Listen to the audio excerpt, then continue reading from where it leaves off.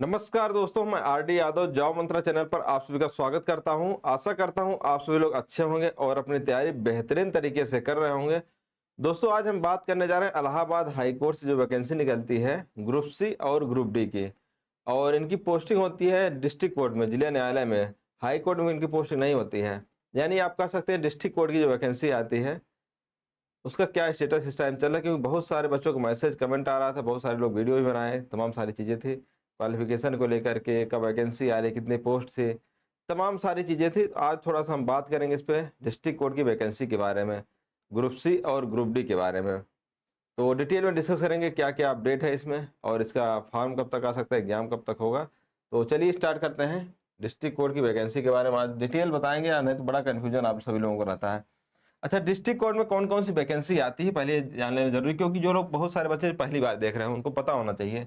District court जिला न्यायालय, और इसमें अपने डिस्ट्रिक्ट में भी आपको जॉब मिल सकती है। डिस्ट्रिक्ट कोर्ट अपने जिले में भी आपको पोस्टिंग मिल सकती है, ये ध्यान दीजिए। इसमें जिला न्यायालय, जिला न्यायालय, इसमें होम पोस्टिंग का भी मिलने का पूरा पूरा चांस रहता है, अगर आपका अच्छा नंबर आता है तब।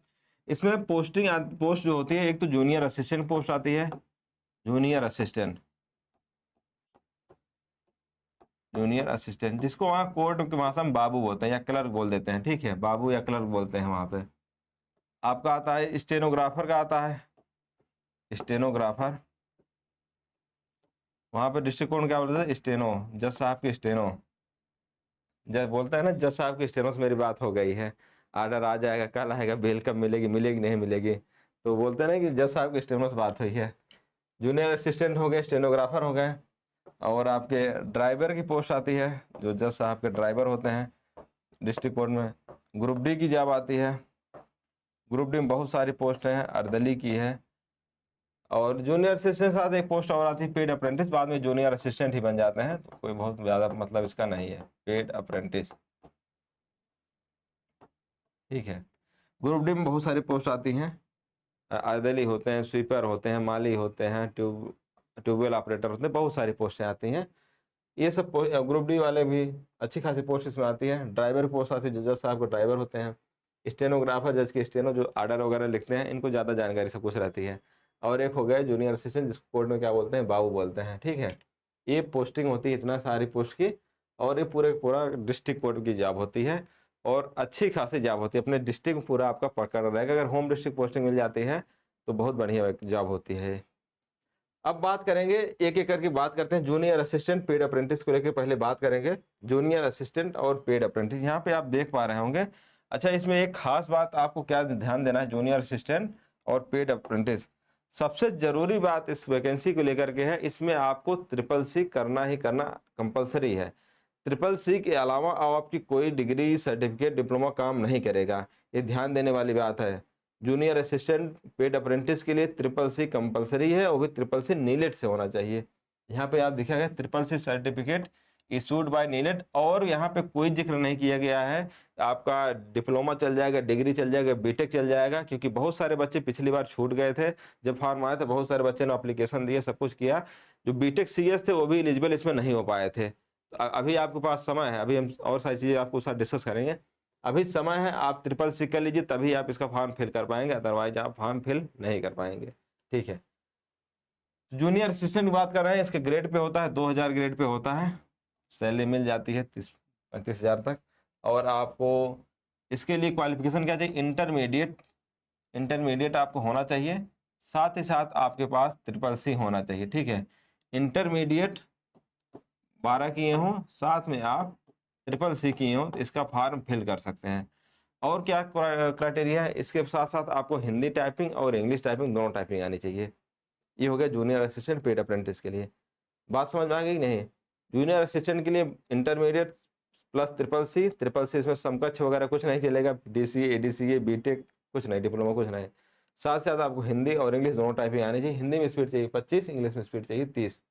ये हो गया आपका जूनियर असिस्टेंट पेड अप्रेंटिस का। इसके सिलेबस की बात करते हैं, इसका सिलेबस क्या है। तो सिलेबस में क्या है, हिंदी है, इंग्लिश है, जीएस है, मैथ है। इस चार चीजें हैं, हिंदी, इंग्लिश, जीएस, मैथ। आसान आसान चीजें आती है, पेपर काफी आसान आते हैं।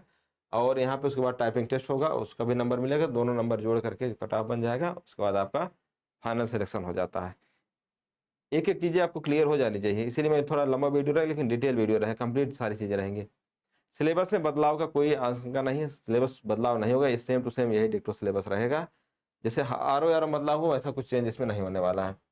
अब बात करते हैं स्टेनोग्राफर का। स्टेनोग्राफर के लिए इसमें हिंदी के लिए अलग पोस्ट आती है और इंग्लिश के लिए अलग पोस्ट आती है। हिंदी स्टेनोग्राफी जो सीख रहे हैं और जो इंग्लिश स्टेनोग्राफी सीख रहे हैं, दोनों के लिए अलग पोस्ट आती है। हिंदी के लिए इसमें भी क्या, इसमें भी एक जरूरी बात यह है, आपको शॉर्ट हैंड आना चाहिए, साथ ही साथ आपका शॉर्ट हैंड सर्टिफिकेट भी होना चाहिए, ठीक है।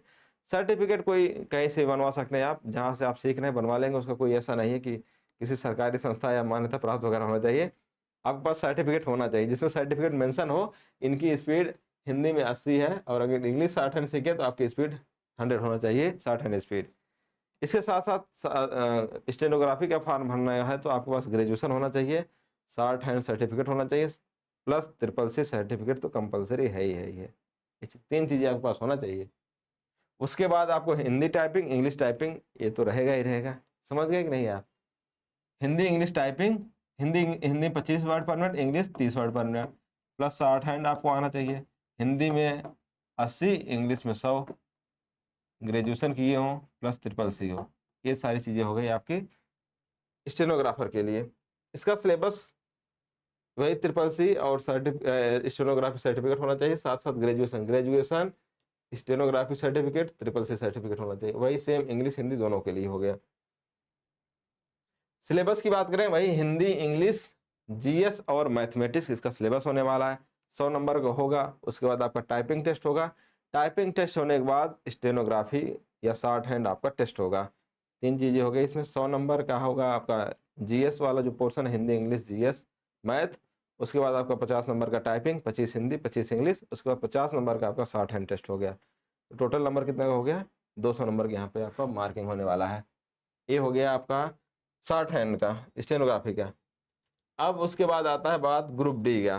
ग्रुप डी में बहुत सारी पोस्टें होती हैं। यहाँ पे पोस्ट का नाम देख सकते हैं आप, प्रोसेस सर्वर है, इलेक्ट्रीशियन है, ट्यूबवेल ऑपरेटर है, आर्डरली, प्यून, ऑफिस फर्रास, चौकीदार, वाटरमैन, स्वीपर, माली, कुली, तमाम सारी पोस्टें हैं। अब अच्छी से तैयारी कर लीजिए, जूनियर असिस्टेंट स्टेनोग्राफर में चले जाइए। ग्रुप डी की पोस्ट ना अच्छी तो नहीं होती है, लेकिन ठीक है, कुछ नहीं है तो उससे तो बेहतर है कि कुछ न पोस्ट है, और वो भी न्यायालय जैसी जगह पोस्टिंग होना। ठीक है, कोई भी पोस्ट होती है तो न्यायालय वगैरह पोस्टिंग काम चल जाता है आपका। इसके लिए आपका कई सारे पोस्ट है, सबके क्लास 8 चाहिए और 1 year certificate from ITI training वगैरह का हो। उसका प्रोसेस सर्वर के लिए कक्षा 8 चाहिए, जूनियर हाई स्कूल कक्षा 8 और क्लास 6। तमाम सारी पोस्टें सबके लिए अलग अलग है, किसी में क्लास 8 का है, किसी में क्लास 6 का है, और देख सकते हैं आप सब में क्लास 8 का ही है। ग्रुप डी की क्राइटेरिया इतना ही है, ठीक है। और इसके बाद ड्राइवर का पोस्ट आता है। ड्राइवर में आपके पास होना चाहिए लाइसेंस, वो भी कम से कम 3 साल पुराना लाइसेंस होना चाहिए, और सिलेबस वही सब सेम है। अच्छा, ग्रुप डी के लिए यहाँ पे 2 स्टेज में होता है। एक स्टेज में 100 नंबर का होगा, वही हिंदी, इंग्लिश, GS, मैथमेटिक्स, और सेकंड स्टेज में भी वही हिंदी, इंग्लिश, GS और मैथमेटिक्स। टोटल 100 नंबर का स्टेज 1, 100 नंबर स्टेज 2, दोनों को मिला के मेरिट बन जाती है, ठीक है। ये हो गया आपका ग्रुप डी के लेकर के। अब बात आती है वैकेंसी की, और इसकी तैयारी वगैरह कैसे करें कि न करें। अभी group D junior assistant vacancy क्या किया जाए तैयारी को लेकर के। इतनी सारी पोस्टें हैं, सबका क्वालिफिकेशन और सिलेबस में बता दिया। अभी क्या अपडेट है इसमें, अपडेट जान लेना जरूरी है। देखिए आप, देखिए अभी बैच वगैरह के चक्कर मत पड़िए, ठीक है। बैच वगैरह परेशान मत होइए, अभी बैच मैसेज आने लगेगा, मुझे पता है, तो ठीक है। बैच वगैरह ऐसे टाइम पे लाएंगे आपका सिलेबस पूरा हो। जैसे RO का बैच इस टाइम लाया था, ऐसे टाइम लाया था, नोटिफिकेशन आने से पहले सिलेबस पूरा कर दिया था मैंने। इसका भी ऐसे टाइम पे निकाला जाएगा कि आपका नोटिफिकेशन आने से पहले सिलेबस पूरा हो जाए, उसके बाद सिर्फ और सिर्फ आपका रिविजन काम बचेगा। तो बैच के लिए टेंशन मत लीजिए, उसके लिए हम प्लान करेंगे आगे, जब होगा प्लान मैं बता दूंगा। अभी समय है। अभी डिस्ट्रिक्ट कोर्ट से वैकेंसी का अपडेट मंगाया जा रहा है, डिस्ट्रिक्ट कोर्ट से। सभी डिस्ट्रिक्ट कोर्ट में लेटर भेजा जा चुका है हाई कोर्ट से। आपके यहाँ कितने कितने कौन कौन सी पोस्ट खाली है, किन किन लोगों का प्रमोशन हो गया है, सारी चीज़ें आपकी मंगाई जा रही हैं कि कितनी पोस्ट आपका जूनियर असिस्टेंट खाली है, कितनी पोस्ट स्टेनोग्राफर खाली है, कितनी पोस्ट आपकी ग्रुप डी खाली है, कितनी पोस्ट आपकी ड्राइवर खाली है। बहुत सारे नई पोस्ट बने और पोस्ट का एक्सटेंशन भी चल रहा है, तो बहुत सारी नई पोस्टें क्रिएट भी हो रही हैं। तो अच्छी खासी वैकेंसी आने वाली है, लगभग 2,500-3 हज़ार के आसपास वैकेंसी आएगी इस बार, जिसमें ग्रुप डी ज़्यादा रहती है, स्टेनोग्राफर की रहेगी, जूनियर असिस्टेंट रहेगी। वैकेंसी अच्छी खासी है, तो घबराने परेशान की जरूरत नहीं है, तैयारी आपकी बेहतरीन करवा दी जाएगी। एग्जाम कौन कराएगा ये भी बात चल रहा है, अभी इस पे थोड़ा सा बात चल रही है। टीसीएस और एनटीए दोनों एजेंसी है, और चांस तो एनटीए का ही है, लेकिन 60% एनटीए चांस है और 40% चांस टीसीएस का है। जैसा होगा हम आपको अपडेट दे देंगे कौन सी एजेंसी एग्जाम कराएगी। अभी दोनों बात चल रही है, टीसीएस से भी एनटीए से भी बात चल रही है। हो सकता है टीसीएस ही करा दे, एनटीए न कराए, तो जैसा होगा हम अपडेट दे देंगे। अभी पॉसिबल तो एनटीए का ही है, लेकिन बात चले अभी कुछ भी कहना सही नहीं होगा जब तक तमाम सारी चीज़ें क्लियर ना हो जाए। तो डिस्ट्रिक्ट कोर्ट अभी समर वैकेशन चल रहा है, और ये समर वैकेशन के बाद सारे सब लेटर आने लगेंगे।